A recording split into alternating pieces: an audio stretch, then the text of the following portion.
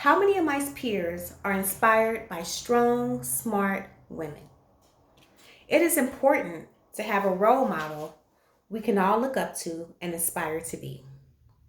A culture that worships goddesses produces strong women.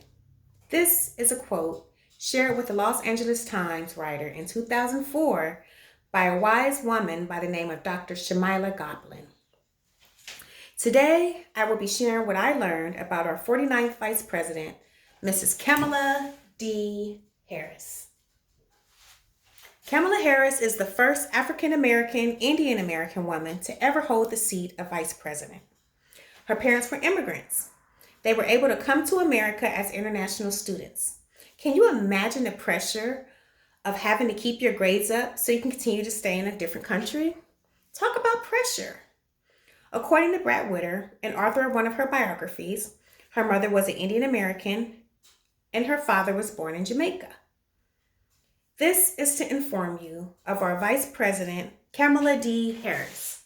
Where did she come from? And how she climbed the ladder to become a public service servant. I will be speaking briefly about Kamala's adolescent background, her educational background, as well as her political aspirations and some of her accomplishments that she was able to achieve along the way. Kamala Harris was born Kamala Devi Harris. She was born on October 20th, 1964 in Oakland, California at Kaiser Hospital. Her mother's maiden name is Dr. Shamila Goblin. She immigrated from India and attended UC Berkeley. She later became a renowned breast cancer research doctor. Kamala's father, his name is Donald Harris. He was born in Jamaica and also studied at UC Berkeley. He later became, which he is still, an honored professor of economics at Stanford University. However, he has retired, but he's still an honorable professor. They still acknowledge him. Kamala has a sibling by the name of Maya Harris. She is a public service advocate. Actually, she is a public policy advocate. According to an article in Los Angeles Times written in 2004, Kamala's mom gave her the name Kamala, which means lotus in Sanskrit. It's also another name for the Hindu deity Lakshmi. Kamala's middle name, Devi, translates to goddess in Sanskrit. This was a tribute to the Hindu religion. Her mother shared how naming her these names were to preserve her cultural identity. Her mother was able to maintain ties to their Indian heritage by raising them with Hindu beliefs, as well as visiting her home country every couple of years, according to Brad Whitter, which again is the author of one of her biographies. Kamala grew up in a predominantly African-American neighborhood in Berkeley, California. As a child, she was brought to civil rights demonstrations. According to whitehouse.gov, some of her role models growing up was Supreme Court Justice Thurgood Marshall, as well as civil rights leader Constance Baker Motley. And Constance Baker Motley is the person who inspired Kamala to become a prosecutor.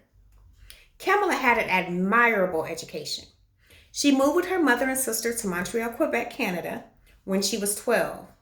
During this time, she learned to speak French and also began to build up her activism.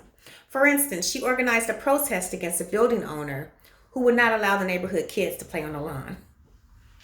Kamala attended Westmount High School in Quebec, and then when she returned to the States, she entered Howard University. Kamala received a bachelor's degree in political science and economics in 1986. While at Howard University, Kamala joined the debate team. She later joined the Alpha Kappa Alpha sorority, aka. This sorority is the first established Greek letter organization for women. She honored her ties to the Divine Nine by wearing a string of pearls along her campaign trail. This was to represent the sorority's 20 founders and incorporators. In regards to her attending an HBCU, Kamala shared with the radio station The Breakfast Club in 2018, and what she said was, what you learn at an HBCU is you do not have to fit into someone's limited perspective of what it means to be young, gifted, and Black. Kamala's rise to become a public servant upon completing her bachelor's, she enrolled at the University of California, Hastings Law. Okay, so that is, she enrolled at the University of California, Hastings College of Law. She earned her Juris Doctor's degree in 1989. She received her admittance to the State Bar of California in 1990.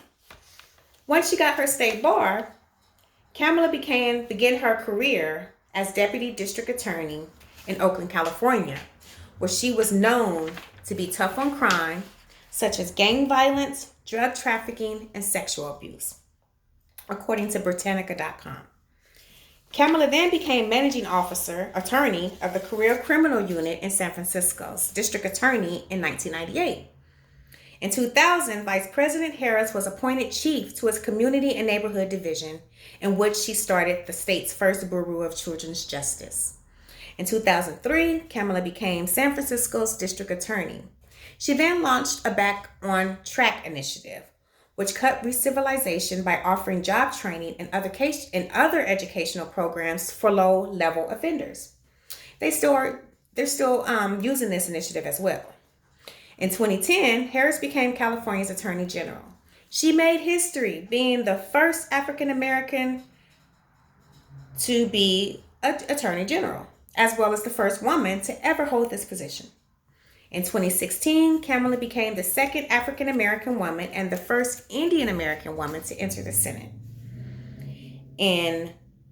On November 7, 2020, Kamala became a 49th Vice President of the United States. To conclude, Kamala has had many accomplishments. She is our first woman vice president, the first African American, Indian American to hold this position. She has also been the first African American female to become California's Attorney General. Kamala has been the first for many other achievements. She was driven by the conditions of what she saw in her environment. One of the last quotes I would like to share is by Vice President Harris, and she stated in her inauguration speech, "While I may be the first woman in this office, I will not be the last, because every little girl watching tonight sees this as a country of possibilities."